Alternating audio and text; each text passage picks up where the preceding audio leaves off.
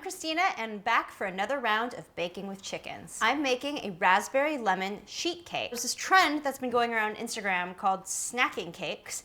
I would like to contend that all cakes are meant for snacking and therefore they're all snacking cakes. So I'm gonna make Swiss meringue buttercream and I'm gonna play with some frosting techniques to do some cool stuff on top. And I'll show you later in the episode how to make that really cool like rainbow swirly frosting that you see everybody doing on Instagram. It's pretty easy to do and I think you'll like it.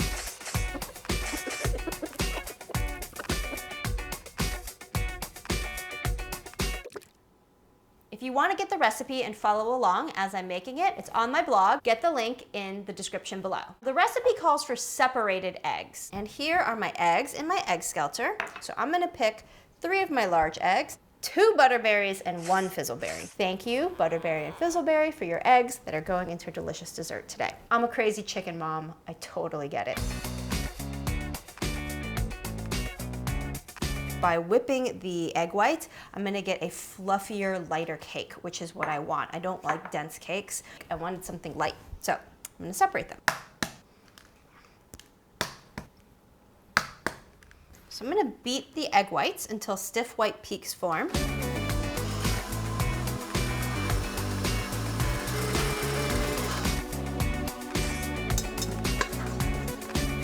Now I'm gonna cream my butter and sugar. Recipe calls for 9 tablespoons of unsalted butter, and I need 1 cup granulated sugar. I'm not gonna clean this because I'm lazy and I don't want to. That look fluffy to you? Looks fluffy to me. And then beat in the egg yolks 1 at a time.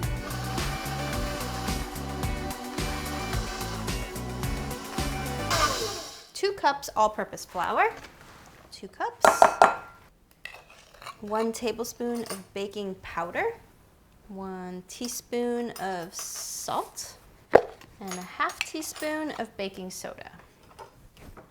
Now I'm gonna whisk together the flour, baking powder, salt, and baking soda. And then now I'm gonna add it slowly into my butter mixture and mix it with, the recipe says yogurt.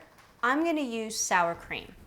I just happen to have leftover sour cream that I need to use up, and this is why I'm doing this recipe. But the recipe in the link that is in the description below uses Greek yogurt. You could do Greek yogurt too, but I'm gonna try sour cream and see what happens. The recipe says add to the butter mixture alternately with the yogurt and mix until well combined.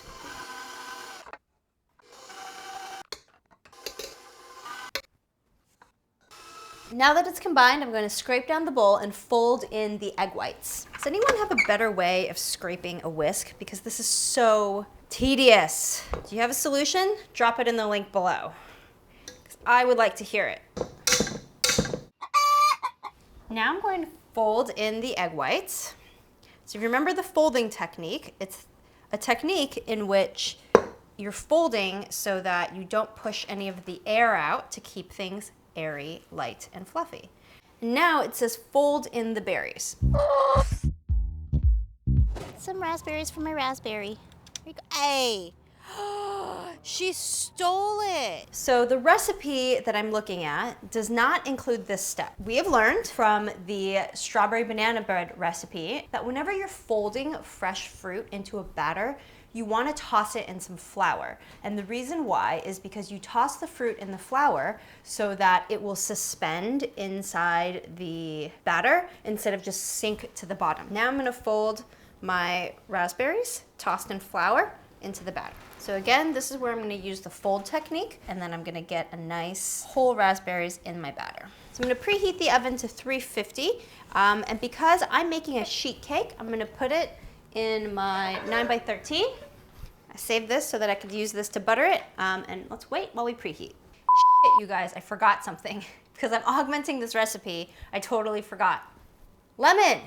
I'm making a raspberry lemon cake. What I should have done is put lemon zest in during the dry ingredient phase when I was whisking it in, but oops, let's just put it in now. So when you're zesting a lemon, you want to get just the yellow rind part. You don't want this white pithy part. The white pithy part is bitter and not as delicious. Fold it back in.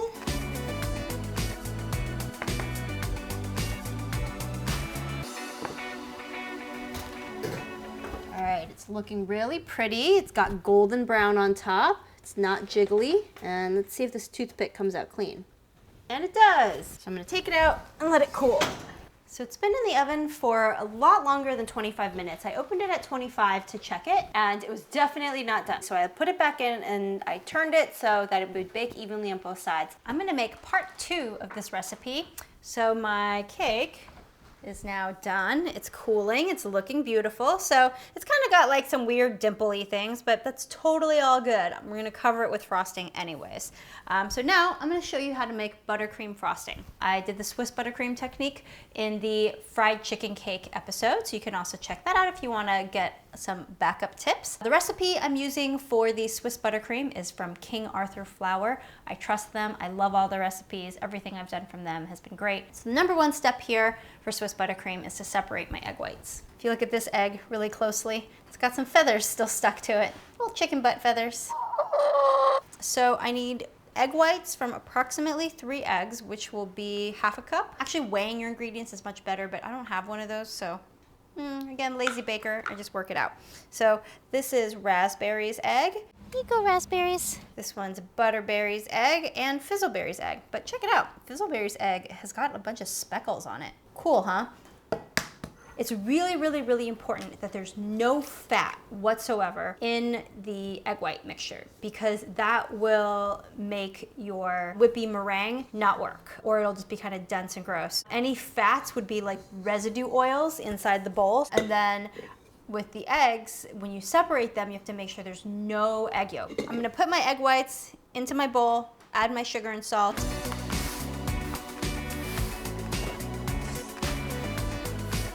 Now I'm gonna stir it and put it over my double boiler. So this is when we say the Swiss meringue technique. This is what makes this unique than American buttercream.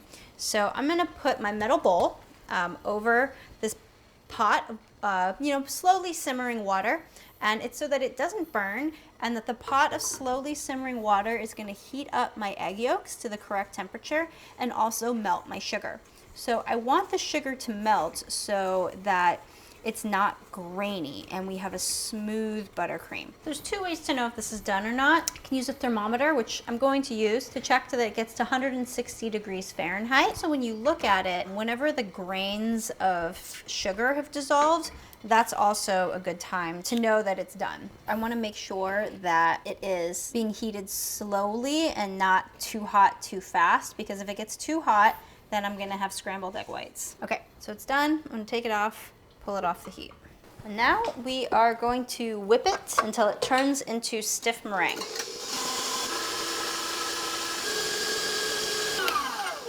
Now I've got stiff peaks. So this is the butter portion of the buttercream, and all of this butter is going in. So we're gonna add about a tablespoon at a time. This is soft butter. You don't want it too soft, because then you've got soft, runny buttercream. What we want is kind of where you can indent your finger in it, but it's not runny.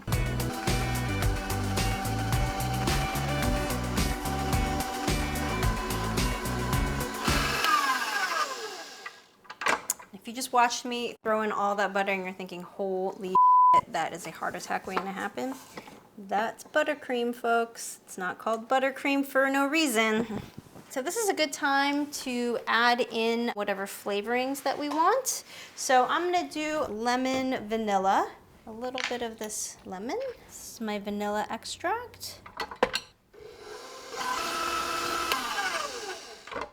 So it's a little soft. I'm gonna put it in the fridge for a few minutes to stiffen before I add the color and pipe. So after this chills, I'm gonna show you how to do those swirly rainbow piping things that you see all over Instagram. So now I'm gonna take some of this frosting and put it into smaller bowls to add my different colors. So 1, 2. Okay, I'm gonna add these gel colors in and stir until I get the right color.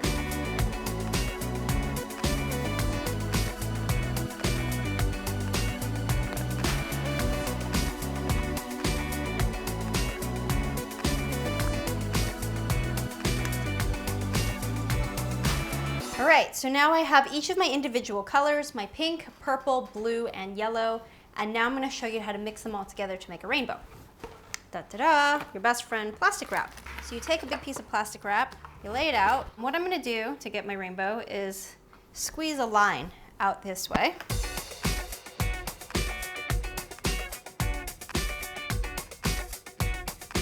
So now we take this and basically make a little tube, twist it, and put it in here. So now we have our rainbow one in here, and now we pipe. Here we go.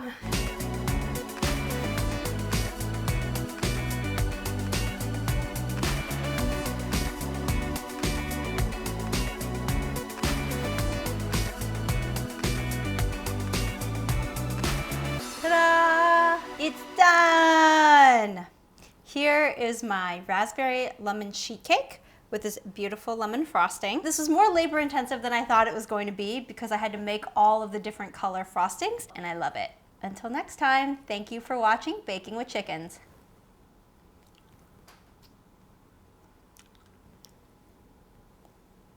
Ooh, I have to put the chickens away. It's dark. Shit.